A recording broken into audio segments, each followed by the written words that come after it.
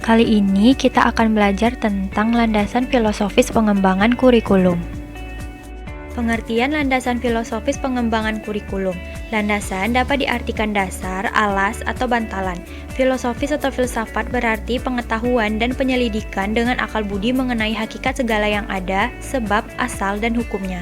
Artinya, filsafat memberikan dasar bagi pendidik dan pengembang kurikulum untuk menentukan fondasi yang kuat dalam mendesain kurikulum, menemukan alternatif kurikulum yang tepat, mata pelajaran yang relevan, materi ajar yang serasi, metode yang ampuh, sistem evaluasi yang terpercaya, dan arah perbaikan kurikulum yang benar dalam konteks kehidupan bermasyarakat yang baik.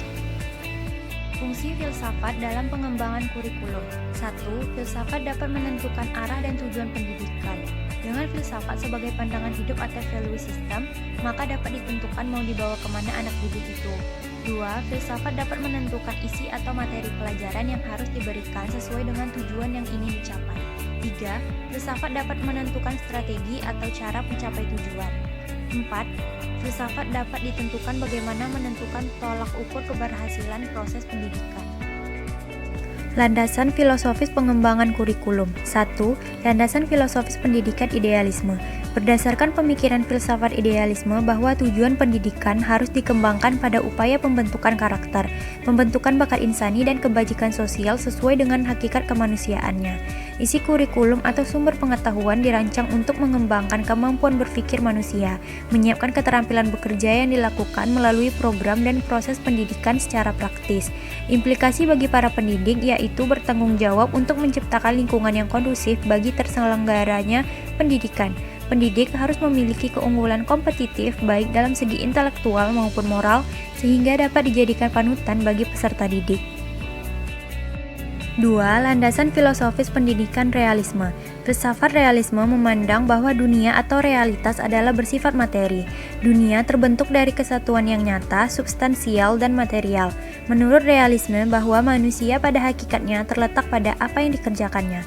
Maka tujuan pendidikan hendaknya dirumuskan terutama diarahkan untuk melakukan penyesuaian diri dalam hidup dan melaksanakan tanggung jawab sosial. Implikasi bagi para pendidik terutama bahwa peran pendidik diposisikan sebagai pengelola pendidikan atau pembelajaran.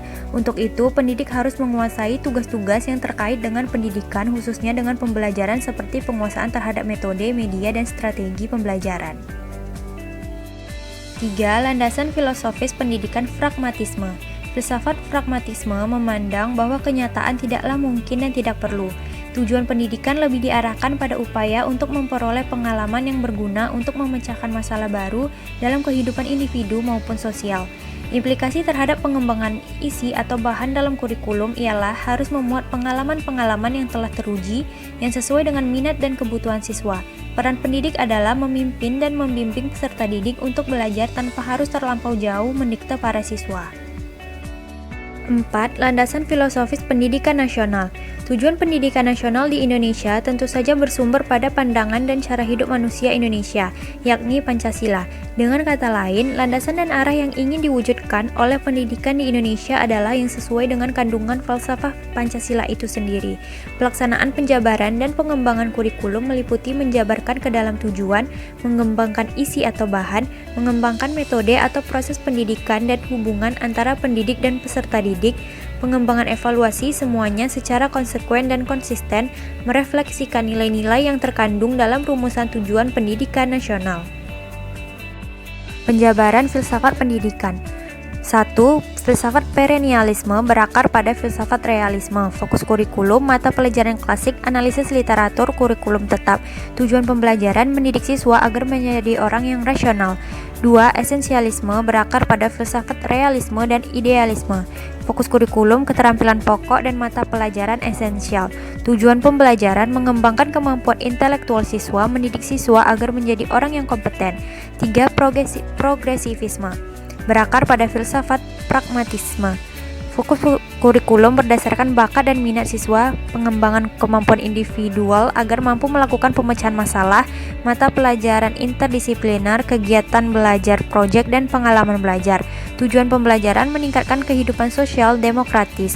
Yang keempat, rekonstruksisme berakar pada filsafat pragmatisme, fokus kurikulum, tekanan pada penguasaan ilmu-ilmu sosial, dan metode riset. Tujuan pembelajaran, pengetahuan dan keterampilan untuk memecahkan masalah sosial bagi peningkatan kualitas hidup masyarakat.